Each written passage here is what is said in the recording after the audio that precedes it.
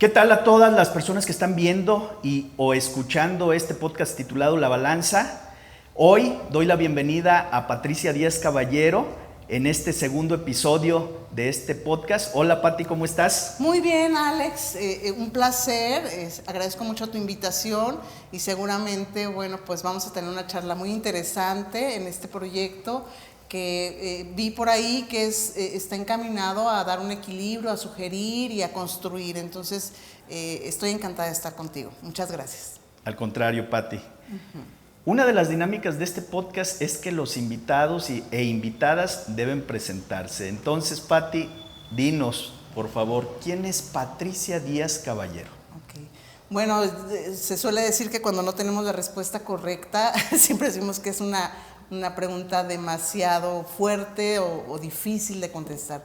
Pero bueno, en general y de manera sencilla, soy una persona muy sensible a la forma de ver la vida. Soy sencilla, disfruto de las cosas cotidianas, pero también me gusta lo bueno, me gusta disfrutar de las cosas que tienen trascendencia para el ser humano. Soy muy observadora, soy amante, aficionada y apasionada de la psicología.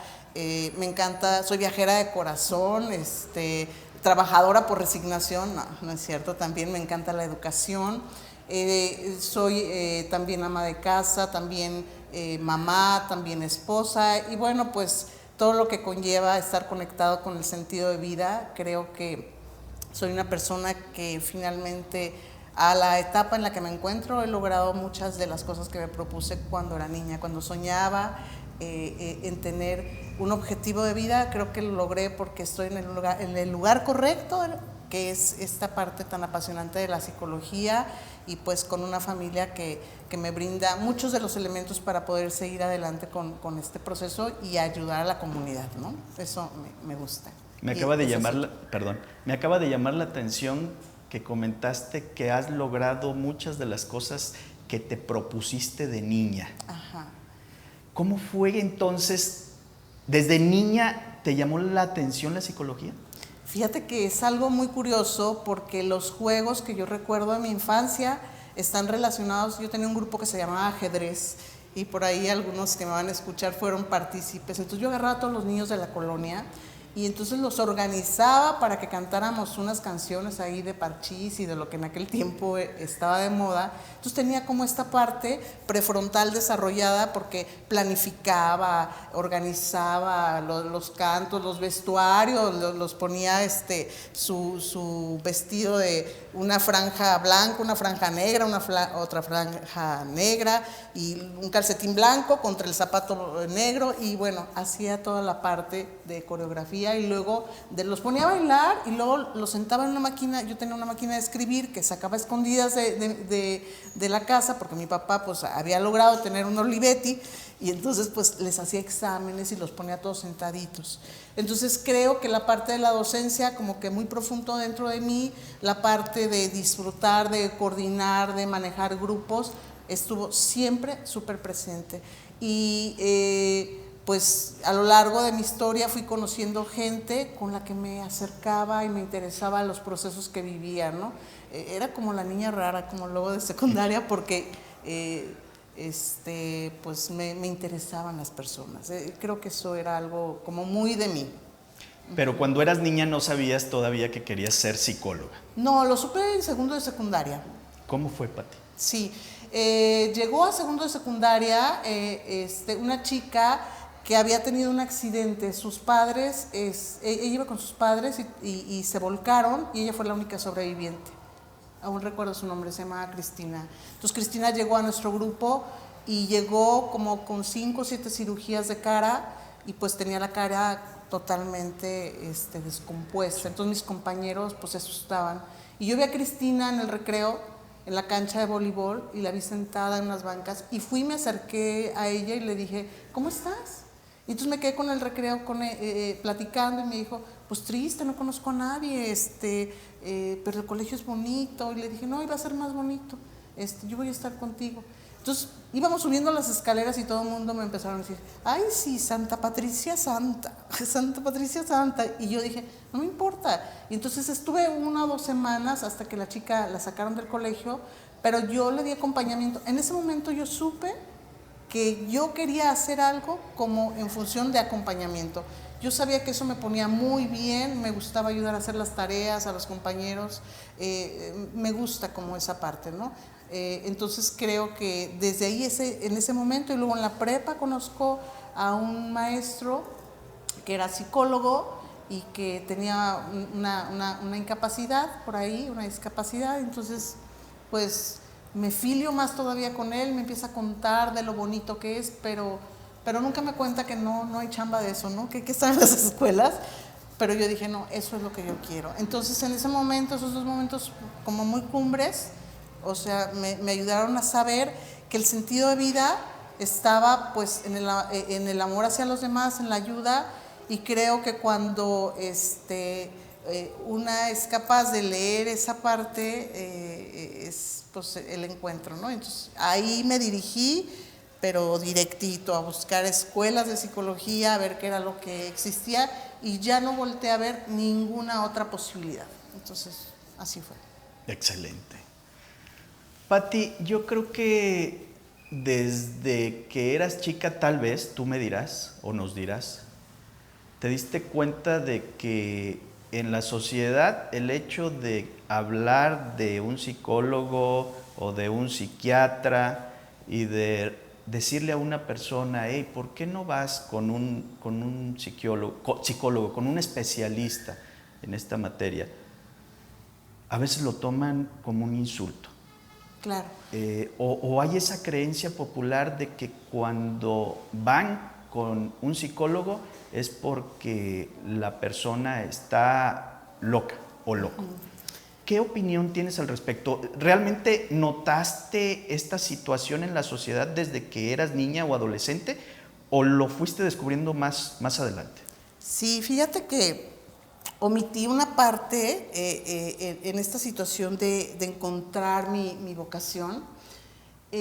Cuando estuve en primero de secundaria, la mamá de una amiga me sugirió ir con una psiquiatra de aquí de Zamora, porque efectivamente pues era yo media rarita, o sea, era rarita porque pues me encantaba estudiar, yo iba corriendo y hacer la tarea, era desorganizada para muchas cosas, pero el tema académico siempre así como de que todo tiene que estar muy bien, de hecho sigue siendo ese mi coco, como demasiado apurada por conocer más, por saber más. Y entonces, bueno, la mamá de mi amiga decidió como que yo, pues no, como que estaba medio cucu, entonces la única psiquiatra que había aquí en Zamora, la doctora Elenita Ibáñez, que hizo una gran labor aquí en Zamora, pues me recibió, ¿no? Y entonces me sentó ahí en unas sillas y entonces me preguntó sobre los sueños y me hizo hablar sobre mí.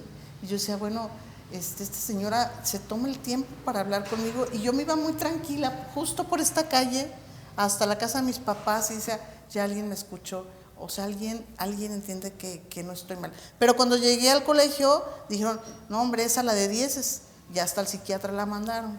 Entonces, sí fue como una confrontación, pero yo siento que he sido fuerte en ese sentido. Lo más difícil fue cuando yo salgo de la universidad y yo salgo, pues hice mis prácticas en San Juan de Dios, hice mis prácticas en Los Únicos, que tenía la Autónoma de Guadalajara, y entonces yo pensé que iba a llegar a un hospital, entonces dije, no, pues llegando segurito el San José, ¿no? Y segurito alguna institución clínica me va a tomar, pues claro que no. Entonces comencé en este camino dándome cuenta que efectivamente las personas no tenían ni la más remota idea de lo que era, a menos que fuera la escuela, porque psicólogos educativos ya comenzaba a haber en algunas de las instituciones grandes hace 35 años. Entonces, pues la verdad es que toqué muchas puertas, pero en todas me decían, no, eso no existe acá. O sea, no, ¿qué? ¿Psicología clínica qué? O sea, ¿y qué vas a hacer con nosotros si nosotros somos médicos? Entonces, sí sentí mucho ese desarraigo, pero pues como lo que había era educación y como aquí no había guarderías, pues yo puse una guardería y entonces pues ahí comencé a incursionar desde la parte educativa y empecé como a ver las situaciones que sucedían. Al principio no cobraba, al principio atendía a todo el mundo, me sentaba, les escuchaba, les hacía la historia clínica y después comenzaron a buscarme. Yo comencé a formalizar mi trabajo y me metí a dar clases casi en todas las universidades de aquí de Zamora y desde ahí luego todo el mundo me empezó a recomendar y hemos llevado pues como una trascendencia de 3 décadas en las que he visto pues desde la formación, porque estuve en la primera generación de UNIVA de psicólogos en el primer semestre, entonces comencé a ver cómo ya empezaban pues a formar psicólogos. Ahorita hay un mundo de ofertas académicas y después ya empecé a ver pues los letreritos y dije, wow, qué bien, ya están llegando los psicólogos. Ahora está muchas instituciones, mucha iniciativa privada también en el área clínica, pero sí fue todo un desafío y sobre todo creo que fue comenzar a escuchar. Yo les digo que me senté en el sillón de Walter Mercado a esperar 30 años a que llegaran los pacientes, pero también de manera pues simultánea trabajé en la educación, entonces porque para poder hacer que se viera la necesidad necesitaba dar las herramientas, educar, sí. Ayudar a que la gente explorara las emociones, a que no le tuvieran miedo al llanto, a las enfermedades, a que supieran que hay una base científica, que sí existen y que bueno, pues hablaremos un poco más de desestigmatizar como todo este tema de la locura, de la normalidad y temas que sí, la verdad, sí cuestan trabajo, ¿no? Comentaste que fuiste con un psiquiatra. Ajá. ¿Cómo podemos saber las personas que no tenemos un amplio conocimiento en psicología y en psiquiatría como ustedes, si debemos ir con un psiquiatra o con un psicólogo? Claro. Es tan relativo, pero yo creo que hay que observar 3 ejes. Un eje es la intensidad de los síntomas. Yo creo que cuando uno se conoce, uno sabe hasta dónde es capaz de tolerar ciertas circunstancias. O cuando ya se pasa, cuando te imposibilita, cuando te incapacita, cuando ya no puedes ir a trabajar, cuando tus pensamientos rumiantes, cuando el dolor, esta sensación de ahogo, o etcétera, cualquier sintomatología, su naturaleza sale de control, pues tienes que comenzar a preguntarte cuál es el especialista. Es lo mismo que cuando tienes un dolor de muelas, sí. Tú detectas y dices, bueno, ¿quién será la persona que se encarga de eso? Es un ortodoncista, un endodoncista, buscas y te informas porque te está doliendo. La naturaleza, la prolongación, el tiempo. O sea, si ya pasaron, por ejemplo, en los manuales de psiquiatría, de psicología, si ya ha pasado 6 meses de un dolor de cabeza y ya te dijo el trauma, ya te dijo el internista, te dijeron no es nada, tú tienes que encontrar una causa psicológica, otra causa para poder saber que no puedes vivir con el dolor siempre. Sí. Entonces creo que sí, esta parte del tiempo, de la frecuencia, y también tenemos que considerar algo. Y yo creo que la parte de la historia de nuestras familias.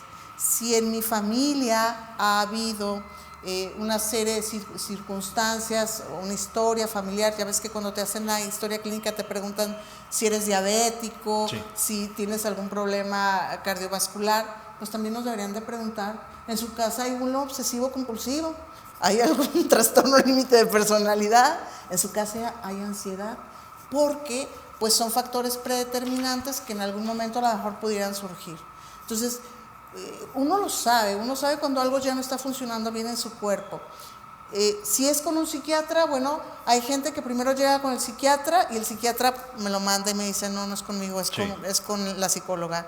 Pero también hay personas que llegan conmigo y le digo, sí es conmigo, pero además necesito que vayas a psiquiatría porque necesitamos que nos echen un aventoncito un poco por la parte del medicamento, porque algún neurotransmisor no está funcionando bien, y entonces pues vamos a hacerlo de manera integral. Entonces, a veces no importa tanto el orden, porque un buen profesional de la salud va a saber trabajar de manera interdisciplinaria. El psiquiatra va a decir, a ver, con el psicólogo vamos a trabajar en conjunto, y el psicólogo también dice, bueno, creo que también acá necesitamos la parte química, porque somos seres químicos, sí, psicológicos y espirituales. Y luego, bueno, viene esa otra parte que habría que discutir, porque viene la parte espiritual, cuando de repente el psiquiatra y el psicólogo decimos, y también le falta pues que se conecte a la fuente donde todo proviene, véngase también a un retirito espiritual con los monjes, con los drapenses, ¿no? De repente, y entonces armamos esa trípoda, es maravilloso porque atacas todos los fondos, ¿no? El fondo físico, el psicológico y el espiritual, y eso es maravilloso. Pues es lo que se hace en una clínica. sí. Sí. Pati, recordarás que hace algunos días estuvimos platicando sobre un tema que en lo personal recordé, y es el hecho de que cuando estaba en el bachillerato, yo tenía bien claro en segundo año de bachillerato que quería estudiar, y quería estudiar medicina. Es más, quería ser ginecólogo, ¿sí? Nada perdido. Sí, nada perdido, nada perdido. Pero entro a tercer año, y en aquel tiempo en colegio de bachilleres la formación para el trabajo comenzaba en quinto semestre, no como ahora que inicia en tercero. Sí, sí. Conozco lo que es la administración, la contabilidad.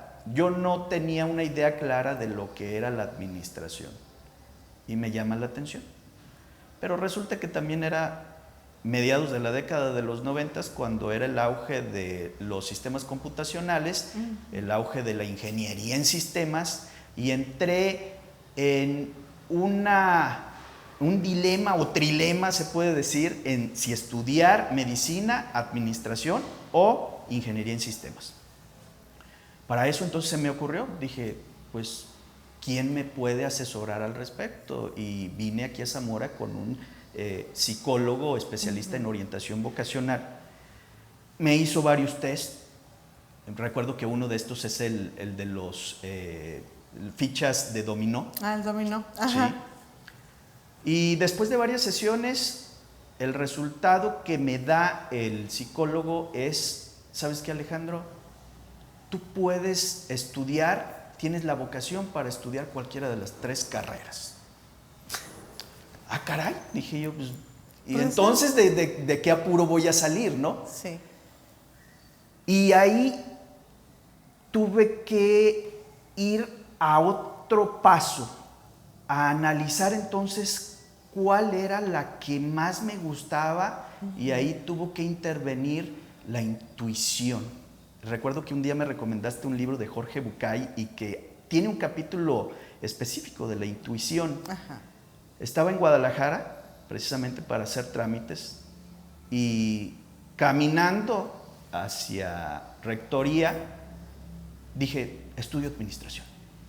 Esto es lo que quiero, esto es lo que me nace, ya tengo el conocimiento previo de qué es una u otra carrera.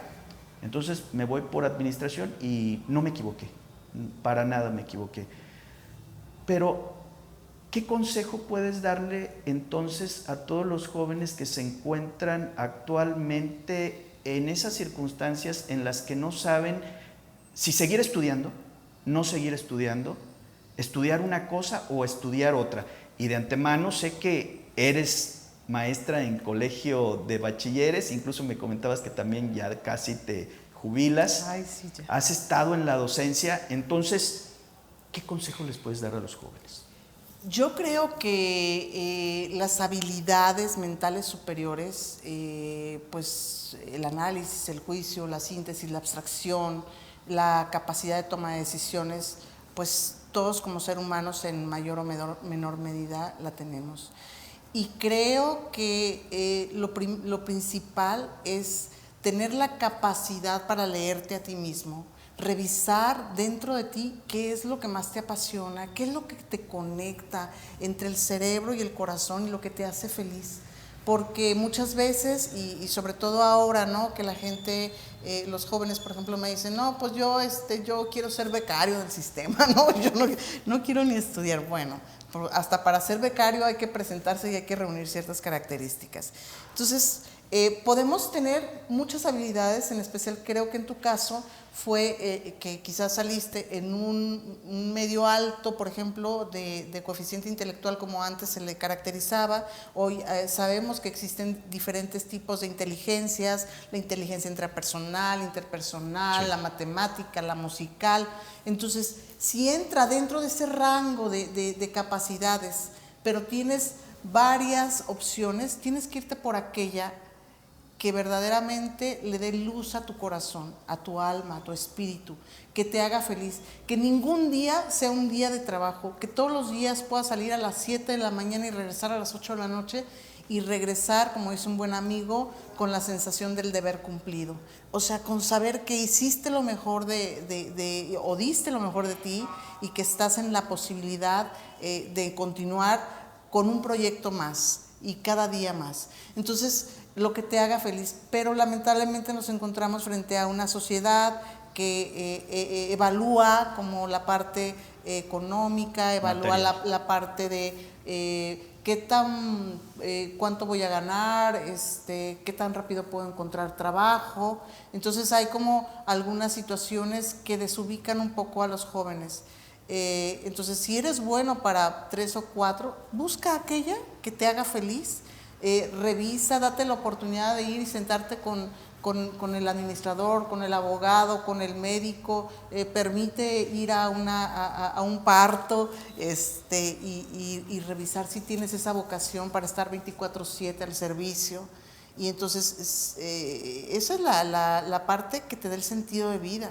Lo puedes encontrar en el momento justo en el que te sientes feliz con lo que haces. Creo que esa es la respuesta, pero desde luego la base de las habilidades tiene que estar ahí sustentando, porque yo conozco mucha gente que se aferra, que incluso llega a terminar las carreras sin las capacidades, y bueno, es un conflicto fuerte, porque bueno, a la hora, pues si no lo estás disfrutando o no tienes las habilidades, pues lo vas a sufrir.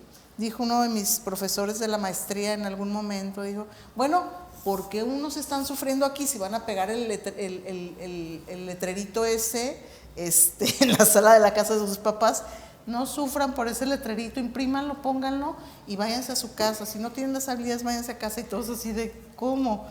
¿No? Entonces, puede ser que en algún momento no tengas esa habilidad, y también hay que saber reconocerlo, tener la alegría para salirte y buscar una opción diferente, ¿no? Creo que esa es la parte fundamental. Y hoy hay tantas formas de vivir vida, tantas, que nunca sospechamos que el sentarnos, el hacer comerciales, que se iba a poder hacer tan sencillo, ¿no? Tengo conocidos que hacen maravillosos programas. Tú, por ejemplo, esta parte donde te he visto viajar y recomendar lugares y conectar a la gente con los pueblos mágicos, con la parte cultural, con el deleite de nuestro estado, pues bueno, o sea, qué necesidad de estar encerrado entre 4 paredes si eres aventurero, ¿no? Hace un momento comentaste de las diversas inteligencias. Ajá. Y eso es un tema que en la actualidad se ha abordado bastante. Uh-huh. Y que justo hace algunos años pues no se hablaba de muchas inteligencias. Ahora se habla de inteligencia financiera, de inteligencia emocional, claro, etcétera. Algo que también les comento a algunos de mis alumnos es: no se preocupen ya en la actualidad tanto por las calificaciones. ¿Qué opinas tú al respecto, Pati? ¿Sí se deben preocupar o no se deben preocupar por las calificaciones? Porque tú fuiste una alumna de 10, una estudiante de 10. Así es. Bueno, porque quizás hace 35 años la pedagogía tenía unas formas de verse completamente diferente, ¿no? O sea, ser bueno para tener inteligencia matemática tenía que ser con saber de todas las tablas, con saber hacer ecuaciones, con saber no sé, hacer una raíz cuadrada y eso te definía como una persona matemáticamente posibilitada. Hoy sabemos que no es así. Hoy sabemos que pues eso lo da el teléfono. O sea, tú tienes un teléfono y ya puedes acceder a cualquier contenido. Te metes a la inteligencia artificial y ya te puede hacer el ensayo y te da conclusiones y tal. Entonces, hoy las calificaciones, yo no tomo lista en mi clase. Yo ahora estoy dando humanidades, yo no tomo lista. ¿Cómo le haces? No, yo simplemente pues trato de que los muchachos estén integrados, les platico, los pongo a que cumplamos como las metas y entonces lo van subiendo en una plataforma y entonces yo, aquel que está interesado, el que está más interesado, le doy más material, aquel que no está tan interesado, le voy buscando la manera de que por lo menos se conecte. Pero no, para mí no son importantes las calificaciones. Sin embargo, lo que hay atrás del concepto de calificar algo es bien importante. La responsabilidad, el respeto, la capacidad de dar lo mejor de ti, el que tú desarrolles esta inteligencia intrapersonal, que me parece lo más preciado de todas las inteligencias. Por ejemplo, la capacidad de poder saber de qué eres capaz. Soy capaz de realizar este escrito, soy capaz de comportarme, soy capaz de, si estamos en clase, es en clase, y si vamos a bailar, Alejandro, vamos a bailar. Si nos dices, vamos de fiesta, yo voy de fiesta, porque luego me preguntan, ¿y tú sí sales? Sí, también. ¿A poco? Y yo, sí, claro, hay que estar en el momento, aquí y ahora, y bajo la circunstancia que se tenga que vivir. Y si vamos a ir al velorio, pues estamos en el velorio dando las condolencias. Y si estamos en la fiesta, la disfrutamos. O sea, cada instante tiene que ser vivido a plenitud. Y yo creo que esta parte no se puede calificar. Entonces, cuando yo les digo, bueno, vamos a elaborar un ensayo, aquí va, vamos a hacerlo y vamos a conectarnos. Yo fíjate que utilizo mucho la parte del mindfulness, o sea, yo sí los pongo a meditar antes de empezar la clase. Entonces todos así como que al principio les digo, cierren sus ojos, vamos a respirar y tal. Entonces genera un ambiente de tranquilidad, de control y luego entramos a contenidos. Y yo les digo, bueno, el contenido para mí no es importante, al fin lo pueden sacar de Google y no hay problema. Sí. Pero el que te sepas controlar, el que puedas tratar con respeto a tu compañero, que si lo ves que no sabe entrar a la plataforma y como decía Vygotsky, así como a través de los pares, tú le enseñas al otro cómo entrar, el que digas, no trae pluma, se la presto. O sea, para mí eso es mucho más importante. Sí. Uh-huh. Hace un momento comentaste sobre la fuente de las emociones, sobre el aspecto espiritual, de que en ocasiones hay que controlar la situación química uh-huh. de una persona, pero llega un momento en que hay que ir a un aspecto más profundo. Claro. Y mi pregunta es, ¿existe el alma? Bueno, esa también, como es una pregunta que no tiene respuesta, el alma tendría que verse desde la perspectiva cultural. O sea, número uno, porque médicamente no existe. O sea, no hay topográficamente, no hay de que yo traigo el alma de este lado, o la traigo aquí, o la traigo en la espalda. No existe el alma como tal. Sin embargo, se le han atribuido médicamente, clínicamente, a las sensaciones, a las emociones, a los sueños, a las aspiraciones, a la parte volitiva, es decir, a la voluntad del ser humano, esta parte de lo que es el alma.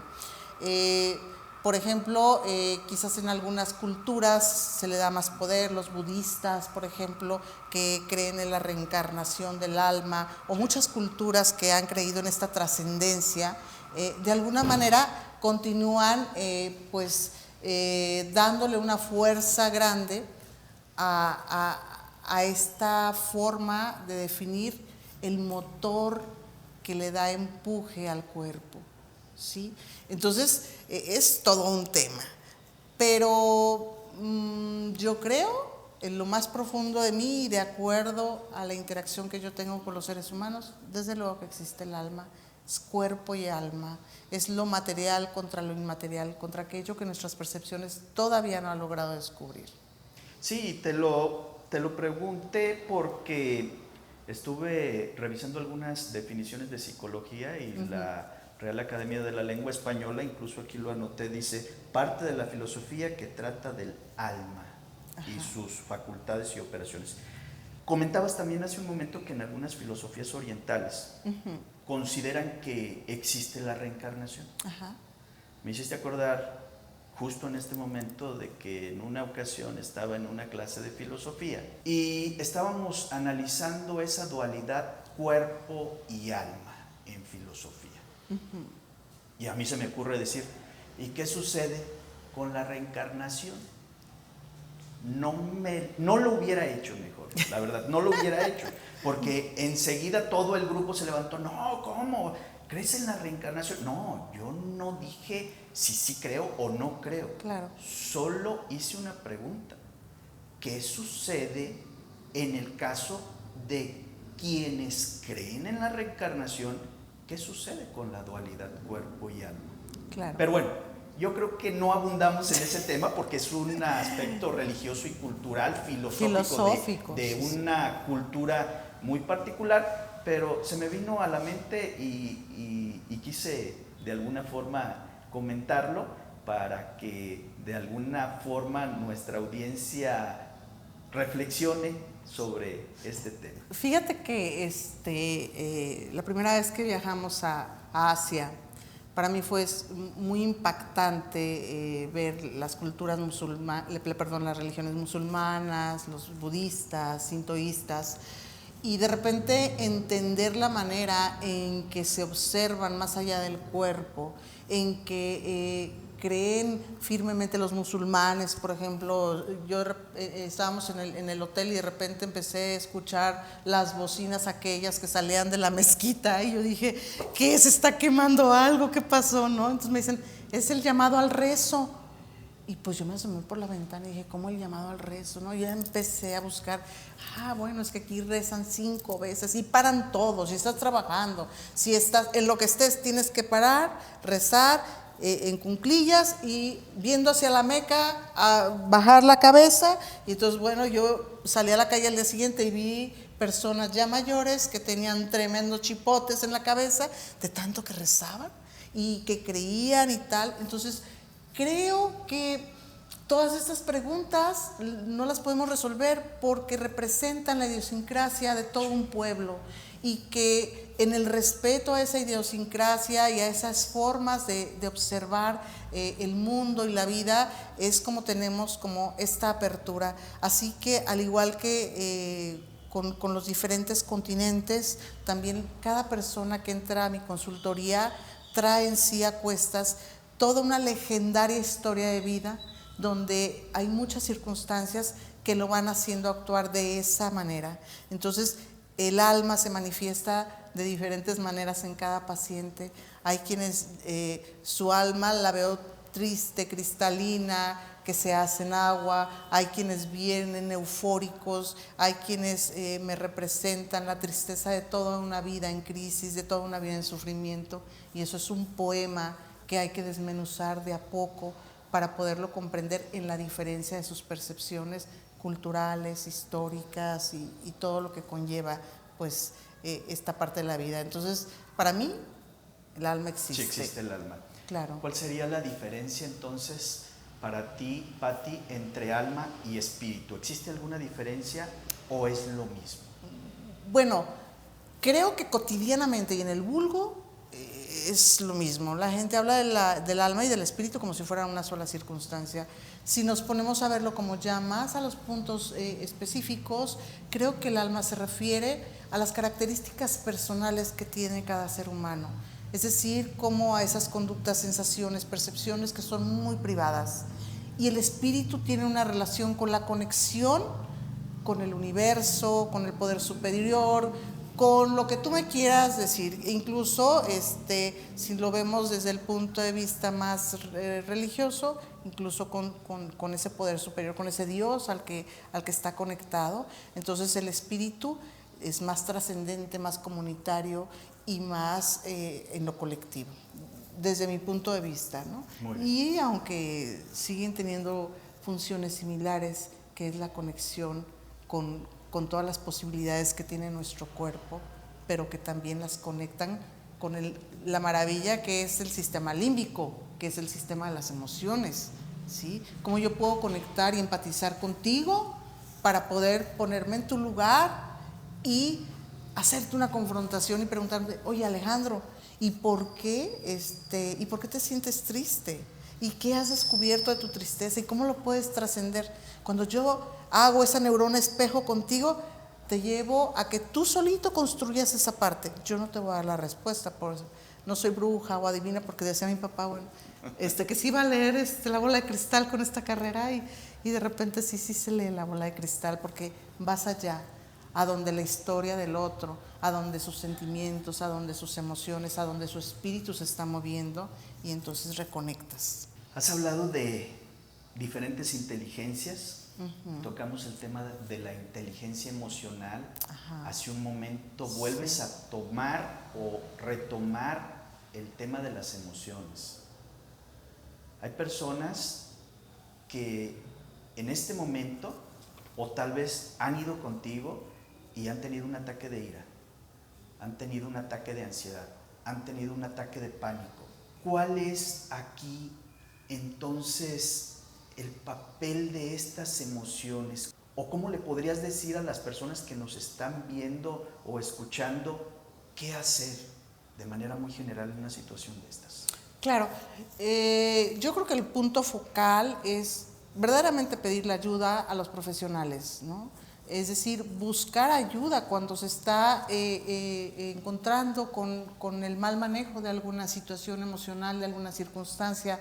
Yo creo que es el primer paso en Alcohólicos Anónimos y en todos los programas de recuperación emocional. El primer paso es aceptar que somos ingobernables frente a ciertas circunstancias, que no podemos solos.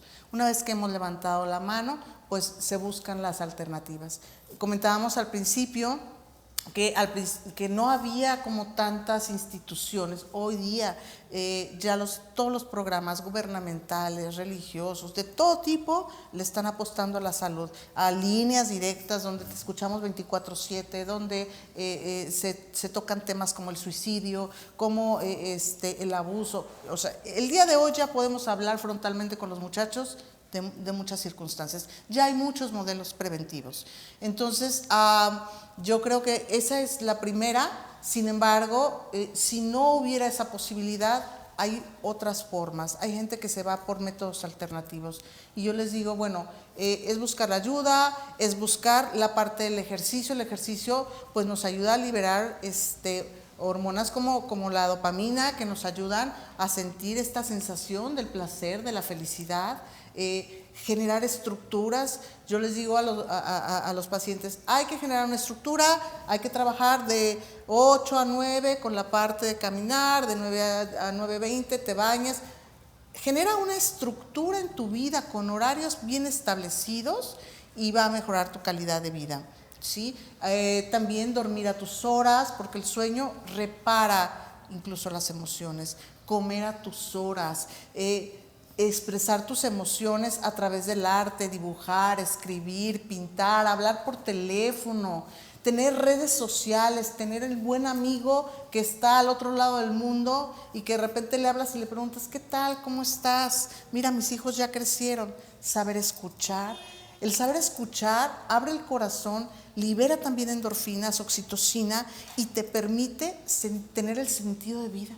Entonces es maravilloso porque uno piensa que debería haber una receta, ¿no? Que te avienten un escitalopram y que te avienten una quetiapina para que te puedas poner en onda. No, también nosotros generamos nuestras propias medicinas y entonces esta relación con todo lo que es el medio ambiente, con sorprendernos. Yo les digo, no pierdan la capacidad de sorpresa. Ahora que andas viajando por los pueblos mágicos y que entonces ves un Catrín y dices, bueno, representa, ¿no?, todo lo que ha sido nuestra historia, y lo disfrutas y lo vives el aquí, el ahora, el momento. Entonces eso despierta y te vuelve a enchufar a la vida y vuelves a tener instantes. Imagínate que puedes cambiar incluso las estructuras de tus pensamientos, porque tenemos 60,000 pensamientos al día. Imagínate si esos 60,000 son, me voy a morir, ya mañana no amanezco, soy bien pobre, yo no tuve educación, pobrecito de mí. Y entonces, si tus 60,000 pensamientos son negativos, y pues agarras uno y dices, ay, pero hay agüita, qué bueno que me pusieron en este foro agua, qué bueno que la puedo tomar. O sea, empieza a cambiar tu estructura mental. Y entonces empiezas a ver lo bueno y empiezas a ser agradecido. Y el agradecimiento también es un punto fundamental para poder restablecer tu forma de vida, para poder generar mejores recursos emocionales. Acabas de mencionar hace un momento una palabra que me llamó mucho la atención, los pensamientos. Ajá. Pero ¿qué pasa cuando nosotros tenemos pensamientos que no podemos controlar? Porque lo digo por experiencia. Sí, sí, claro. Llega un momento en que nosotros estamos y dándole vuelta a una cosa y dándole vuelta a la misma cosa, y por más que queremos cambiar ese pensamiento, no podemos. ¿Qué hacemos? Bueno, hay técnicas súper sencillas. Número 1, yo siempre les digo, hidraten el cerebro, pero no se tomen el agua acá de golpe. O sea, bajito, tomamos nuestra agua, y entonces ahí está el quinto par craneal. Y ahí entonces va a llegar directo el oxígeno, el agua a nuestro cerebro. Aprendan técnicas de respiración, una respiración cuadrática, inhalamos, sostenemos, exhalamos doble, ¿sí? Generamos, si aquí me estoy sintiendo con un pensamiento negativo, me cambio la estructura, me voy a regar las plantas de mi jardín, establezco mejoría en mis actividades. O sea, si esto no me está gustando, me voy a cambiar de espacio. Si yo sé que el refresco, los estimulantes me están generando conflicto, bueno, ¿para qué te tomas la coca, pues? Perdón por las marcas, pero, o sea, ¿por qué le sigues en lo mismo? Si ya te conoces, entonces tienes que parar y te oxigenas, te hidratas, respiras, buscas técnicas de relajación. Yo les digo, ok, no se trata de poner la mente en blanco, pero sí se trata de dejarlo pasar. Me estoy sintiendo preocupado, lo dejo pasar. Me estoy sintiendo agitado, respiro, me siento en un lugar seguro, me protejo y lo dejo pasar. Muchos de mis pacientes han tenido accidentes muy graves porque en lugar de dejarlo pasar y de hacerse a un lado de la carretera porque les tocó un ataque de ansiedad mientras iban rebasando el tráiler, o sea, siguen rebasando tráilers, y les digo, no, para, oríllate, hidrátate, deja que pase y entonces continúas manejando. Y también se vale decir no, se vale decir, hoy no puedo manejar, no manejo, no hay problema. Entonces, esta es la parte de prevención, se llama primeros auxilios psicológicos, pero me los debo de dar yo. No puedo estar esperando que alguien más venga a dármelos, porque entonces, bueno, puede tardar mucho la ayuda, aunque un ataque de pánico, de ira, no dura más de 15 minutos, y entonces hay que empezar a hacer ese entrenamiento para aprender a vivir con esa situación. Muy bien, Pati. La última dinámica de este podcast, como su nombre lo dice, el podcast se llama La Balanza.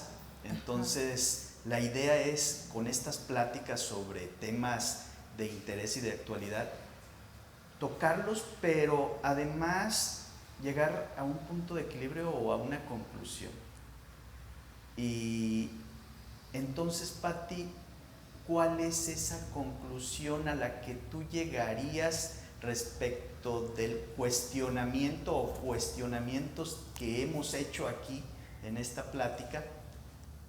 En pocas palabras, Ajá. ¿qué le puedes decir a nuestra audiencia? Bueno, que yo quisiera seguir hablando sobre el tema. Bueno, que en verdad la salud mental es tan importante o más importante que la salud física, porque de ahí derivan muchísimas de las situaciones que pasan en nuestra vida. La Organización Mundial de la Salud dice que el equilibrio de la salud mental está en base al bienestar que tiene el individuo para tener la conciencia clara de sus facultades para hacer frente a las problemáticas que hay en la vida cotidiana, ser productivo y contribuir a la sociedad. O sea, Es decir, qué fácil contribuir a la sociedad, estar bien conmigo mismo y saber de mis potencialidades. Entonces, hacer frente a cualquier situación de tipo mental, no importa si es solamente un cuestionamiento existencial o en verdad hay un trastorno emocional, mental, que esté dentro de los estándares clínicos, pues hay que atenderlo, no pasa nada. Hay que verlo de frente, hay que observarlo y hay que aprender también a apapachar esa enfermedad, vivir con ella y pues no dejarlo de lado. Yo creo que hoy por hoy tenemos una apertura interdisciplinaria. Todas las ciencias van encaminadas hacia el desarrollo integral del ser humano y creo que en cuanto más buscamos esas opciones, vamos a encontrar ese bienestar y acudimos al equilibrio. Hoy mencionabas hace un momento la parte de las depresiones severas, la polaridad, los trastornos límites de la personalidad, y yo creo que estamos en una situación donde el estrés postraumático, el miedo, la violencia y todo este tipo de situaciones están desencadenando muchas circunstancias más las que se están anexando. Hay muchas enfermedades que están surgiendo diferentes y que tenemos la capacidad como seres humanos de podernos adaptar a la solución, no al problema. El problema ya está, ahora necesitamos soluciones alternativas, pero creo que tenemos las herramientas suficientes. Hay profesionales de la salud mental preparándose cada día más con diferentes escuelas, modelos de psicoterapia y bueno, pues creo que esta es la parte más importante. No se dejen, atiéndanse, es maravilloso entrar en este terreno y pues bueno, es una condición solamente, hay muchos estigmas, pero no es locura, es simplemente tener una condición diferente y hay que aprender a abrazar esa enfermedad y a enfrentar con todas las situaciones. Ahora las neurociencias nos ofrecen muchísimas alternativas, muchas.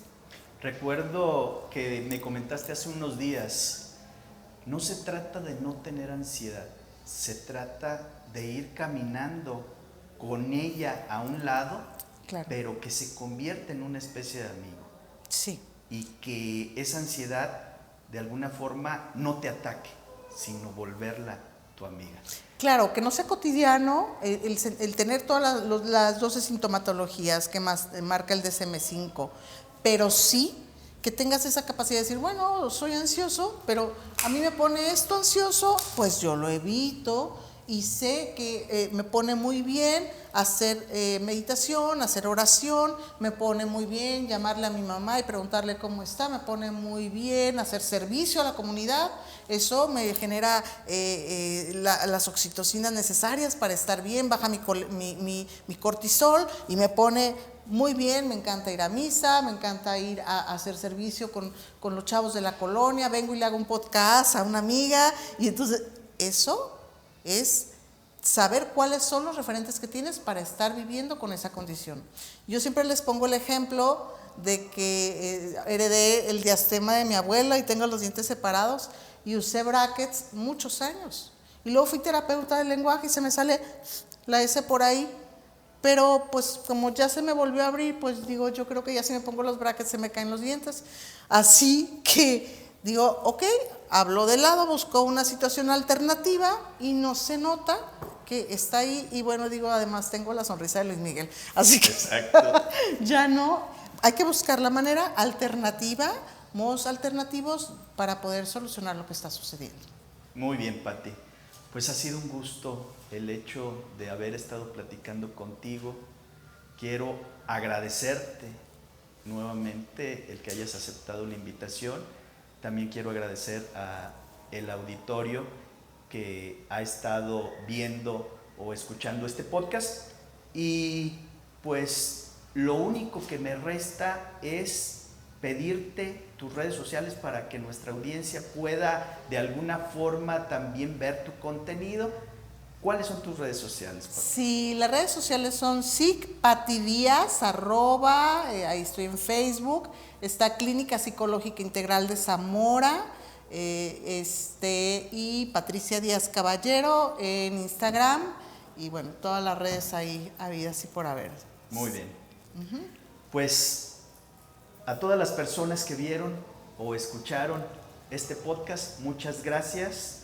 Quiero agradecer a la licenciada Rocío Castellanos Morelos, directora de CIPINA, Sistema de Protección Integral de Niños y Niñas Adolescentes, y al director del Centro Cultural La Casona Pardo, el licenciado César Rodríguez, quien también es subdirector del Centro Regional de Artes de Michoacán, por habernos de alguna forma proporcionado este maravilloso espacio con una temática alusiva al 2 de noviembre que está próximo.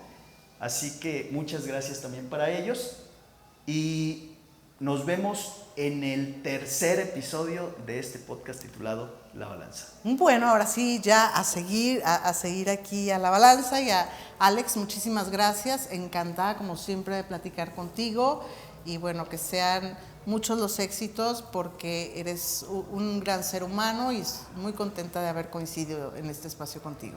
Muchas gracias. Muchas gracias, Pati. Gracias a ti. Hasta la próxima.